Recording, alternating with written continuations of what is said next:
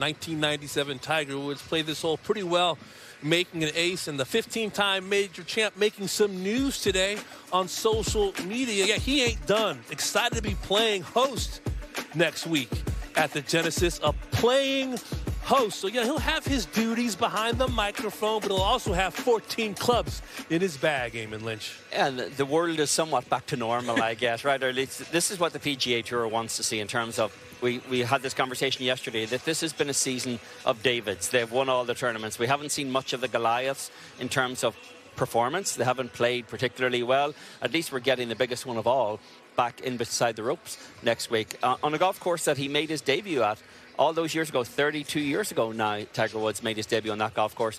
He's now played any tournament on the PGA Tour more often without winning than he has the Genesis Invitational at Riviera. I don't know if he has expectations in terms of his game this year, but it's just going to be good to see him out there playing again. It will. He has said best case scenario is he's going to play once a month, which would lend to believe that maybe he'll play the Players in March, and maybe you're going to see him at Augusta National by hook or by crook. But do you believe that this is kind of the beginning of a steady diet of Tiger Woods? I hope so, because that was the interesting change that we heard from Tiger at the end of last year when he talked about what his actual schedule was going to be. Because previously he had really managed expectations. It was very much along the lines of, we'll see what's possible. I might play a few times, almost leaving us with the sense that it might not be much more than the majors.